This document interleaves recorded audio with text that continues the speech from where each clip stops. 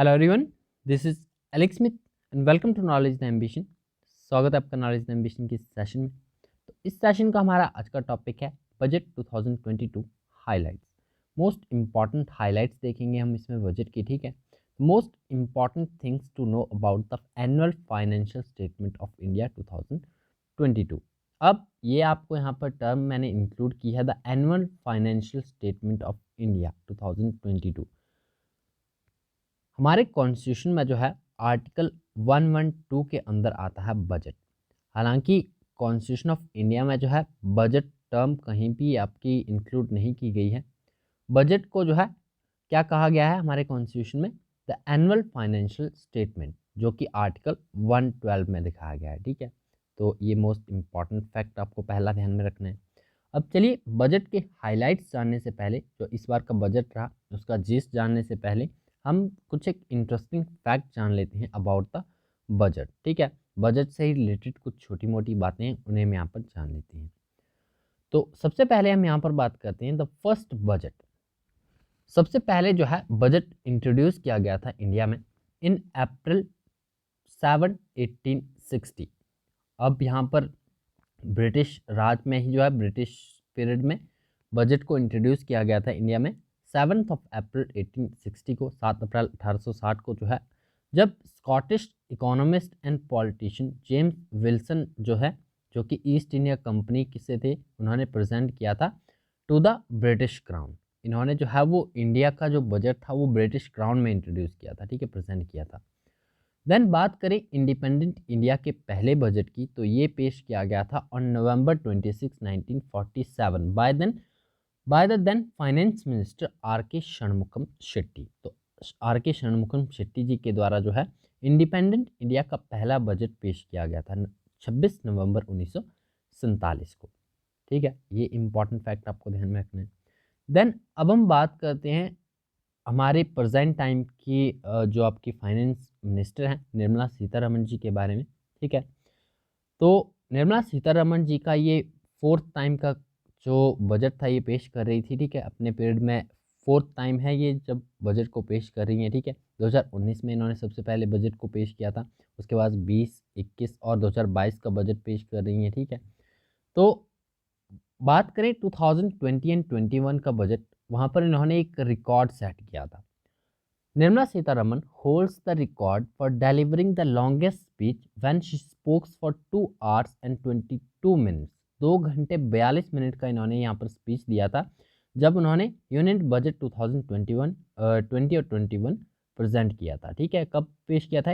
1 फरवरी 2020 को record set किया था। 2 घंटे 42 मिनट का इन्होंने स्पीच दिया था। ठीक है, और जब आपके 2 पेजेस रिमेनिंग थे, ठीक है, तब उन्होंने cut short her speech as she felt unwell. तो अनवेल फील कर रही थी, तो उन्होंने जो है वो लास्ट के 2 पेजेस को रहने दिया था। She asked the speaker to consider remaining part of the speech as read.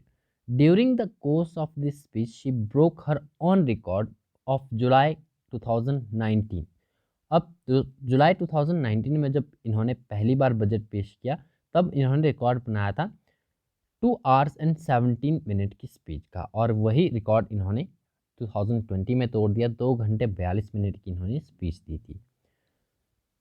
Then बात करें तो मनमोहन सिंह जी के बारे में। मनमोहन सिंह जी के पास भी रिकॉर्ड है, ठीक है, बजट पेश करने का। Longest budget speech in terms of words, total 18,650 words का इन्होंने जो है बजट पेश किया था। ठीक है, दिया था इन 1991 under the Narasimha Rao government.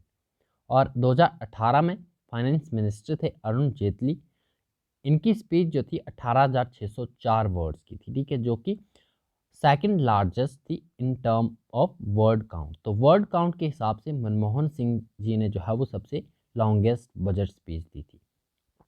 ठीक है, then former Prime Minister Morarji Desai holds the record of presenting the most number of budgets in the history of the country। अब सबसे अधिक बार किसने बजट पेश किया, ठीक है, इंडिया में? तो farmer prime minister Morarji Desai जो है, इनके पास रिकॉर्ड है of presenting the most number of budgets in history of the country. He had presented 10 budgets during his stint as finance minister during the 1962 to 69, followed by the P Chidambaram, इन्होंने 9 बार budget पेश किया, ठीक है। प्रणब मुखर्जी 8 बार, यशवंत सिन्हा 8 बार and Manmohan Singh 6 बार। तो सबसे अधिक बार जो है वो मोरारजी देसाई जी के द्वारा पेश किया गया। देन अंटिल 1999, अब अदर इम्पॉर्टेंट फैक्ट्स हैं, ये भी आपको ध्यान में रखने हैं, ठीक है। 1999 तक जो है यूनियन बजट प्रेजेंट किया जाता था फरवरी, जो आपका last working day of February होता था, तो उसी दिन शाम 5 बजे बजट पेश किया जाता था, ठीक है, 1999 तक। लेकिन former prime minister Yashwant Sinha in 1999 change the budget presentation timing to 11 AM। तो यशवंत सिन्हा जी के द्वारा जो है 1999 में ये टाइमिंग चेंज करके 11 बजे, सुबह के 11 बजे कर दी गई। And then Arun Jaitley started presenting the union budget on February 1 in 2017।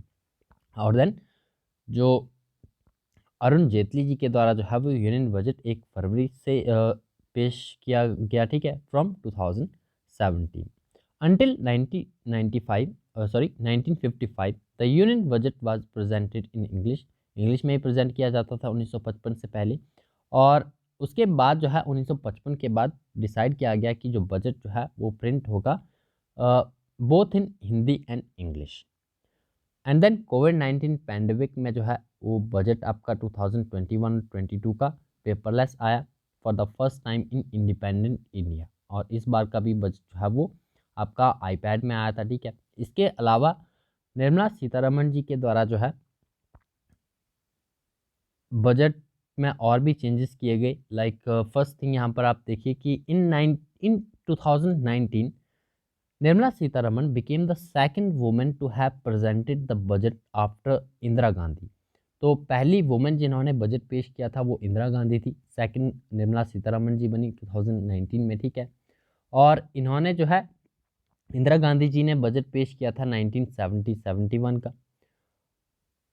And then बात करें अभी प्रेजेंट टाइम के बजट की, तो पहले जो है बजट आपका रखा जाता था एक लेदर बॉक्स में रखा जाता था, ठीक है, लेदर ब्रीफकेस हुआ करता था, उसमें लाया जाता था बजट को पेश करने के लिए, ठीक है। और वही निर्मला सीतारमण जी के द्वारा चेंज किया गया, इन्होंने एक ट्रेडिशनल बही खाता यूज़ किया, ठीक है, with the national emblem to carry the speech and other documents. तो ये चेंजेस भी निर्मला सीतारमण जी के द्वारा किए गए हैं।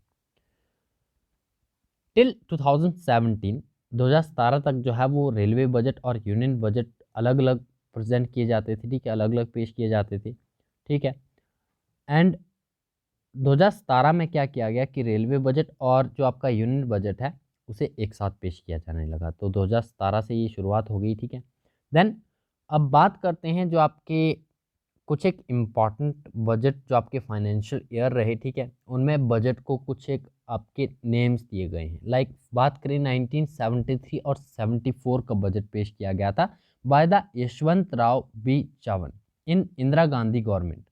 इसे कहा गया था ब्लैक बजट। तो ये नेम दिए गए हैं, कुछ एक ज़्यादा खास इम्पॉर्टेंट नहीं है आपके एग्ज़ाम के लिए, लेकिन फिर भी आपको ये नाम ध्यान में रखने हैं, ठीक है।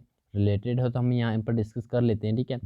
डिटेल में नहीं बताऊंगा, सिर्फ नाम ही आपको यहाँ पर मैं बताता हूँ कि कब कब ये आपके बजट पेश किए गए और क्या नाम इनका दिया गया था, ठीक है, क्या इन्हें वार्निंग्स दिए गए थे।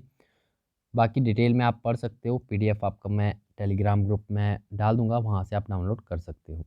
तो ब्लैक बजट कहा गया 1973-64 का बजट, ठीक है। देन बात करें बजट आपका 1986 का, जो कि February 28 को पेश किया गया, ठीक है, by the VP Singh for the Congress government. इसे कहा गया कैरेट एंड स्टिक बजट, ठीक है, कैरेट एंड स्टिक बजट 1986 का। देन इपोकल बजट, तो 1991 में जो बजट पेश किया गया था मनमोहन सिंह जी के द्वारा, ठीक है, इसे इपोकल बजट कहा गया था। देन ड्रीम बजट, तो 1997-98 का जो बजट था, जो कि पी चिदम्बरम जी के द्वारा जो है वो पेश किया गया था, इसे ड्रीम बजट कहा गया था। देन मिलेनियम बजट, तो 2000 में जो बजट पेश किया गया था इसे मिलेनियम बजट कहा गया था। एंड रोल बैक बजट, तो 2002 का जो बजट था 2002 और 3 का बजट था जो था इसे रोल बैक बजट कहा गया था। देन बात करें 2021 का बजट तो निर्मला सीतारमण जी के द्वारा पेश किया गया और इसे कहा गया था once in a century budget. तो एक कुछ एक इम्पॉर्टेंट आपके नेम्स थे जो कि बजट को दिए गए थे, ये आपको ध्यान में रखने, ठीक है। नाउ अब हम यहाँ पर बात करते हैं जो इम्पॉर्टेंट हाइलाइट्स हैं हमारे बजट 2022 के, ठीक है। यूनियन बजट ऑफ इंडिया 2022 से क्या क्या घोषणाएं की गई उन्हें हम एक एक करके यहाँ पर देख लेते हैं, ठीक है। तो वित्त वर्ष 2021-22 में जो है वो अर्थव्यवस्था में तीव्र पुनरुद्धार आया है, ऐसा बजट में कहा गया, ठीक है। आर्थिक वृद्धि जो है वो 9.2% रहने का अनुमान लगाया गया है। तो जो आपकी इकोनॉमिक ग्रोथ है वो 9.2% जो है वो रहने का अनुमान लगाया गया है। सेकेंड थिंग, फाइनेंशियल ईयर 2021-22 में जो राजकोषीय घाटा है, ठीक है। अब बजट है, एनुअल स्टेटमेंट है, ठीक है, कंट्री की, तो इसमें राजकोषीय घाटा आपका डेफिशिएट सरप्लस सब कुछ ही बताया जाता है। तो जो आपका राजकोषीय घाटा है, ठीक है, 2021-22 में वो 6.9%, ठीक है। एंड देन 2022-23 की बात करें तो इसमें 6.4% रहने का अनुमान लगाया गया है। 2021-22 के लिए रहा घाटा आपका 6.9% और जो आने वाले फाइनेंशियल ईयर का जो अनुमान है वो 6.4% रहने का अनुमान है। देन बात करें जो फाइनेंशियल ईयर 2022 और 23 में कुल व्यय जो है वो 39.45 लाख करोड़ रुपए अनुमानित है, ठीक है। एंड कर्ज के अलावा कुल प्राप्ति जो है वो 22.84 लाख करोड़ रुपए रहने का अनुमान है। आयकर दरों और स्लैब में कोई बदलाव नहीं किया गया है, ठीक है। स्टैंडर्ड डिडक्शन में भी कोई बदलाव नहीं किया गया है। इसके अलावा तराशे और पॉलिश हीरे रत्नों पर सीमा शुल्क घटाकर जो है वो 5% कर दिया गया है। देन बात करें नेक्स्ट आपका, वित्त मंत्री निर्मला सीतारमण ने जो है वर्चुअल डिजिटल एसेट्स यानी क्रिप्टो करेंसी और एनएफटी से होने वाली आय पर 30% की दर से भारी भरकम टैक्स लगाने का ऐलान किया है, ठीक है। जो भी आपका क्रिप्टो करेंसी है और एनएफटी से होने वाली आय है, ठीक है, उसमें 30% की दर से भारी भरकम टैक्स लगाने का ऐलान बजट में किया गया है। खास बात यह है कि इस आय में वर्चुअल डिजिटल एसेट्स पर हुए घाटे को सेट ऑफ भी नहीं किया जा सकेगा। इसके अलावा वर्चुअल डिजिटल एसेट्स के लेन देन पर 1% टीडीएस भी लगाया जाएगा, ठीक है। देन नेक्स्ट, वित्त मंत्री ने अपने बजट भाषण में ये ऐलान किया कि वित्त वर्ष 2022-23 के दौरान आरबीआई डिजिटल करेंसी की शुरुआत करेगा। तो डिजिटल करेंसी की शुरुआत होगी 2022-23 की इस फाइनेंशियल ईयर में और इस डिजिटल करेंसी को जो है वो निर्मला सीतारमण ने अपने भाषण के दौरान डिजिटल रुपए यानी डिजिटल रुपया कहा। तो इसका नाम रखा जाएगा डिजिटल रुपया। ये डिजिटल करेंसी जो है वो आरबीआई के द्वारा शुरू की जाएगी।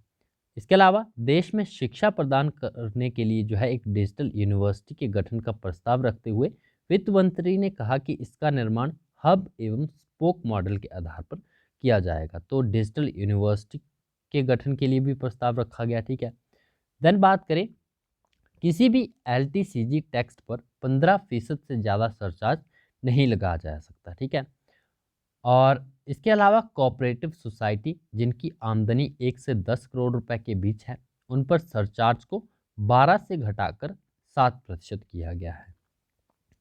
देन बात करें कैपिटल गुड्स की, तो कैपिटल गुड्स पर जो है वो इंपोर्ट ड्यूटी जो इंपोर्ट ड्यूटी मिल रही है उसमें जो इंपोर्ट ड्यूटीज़ में जो छूट मिल रही है वो हटाई गई है, ठीक है।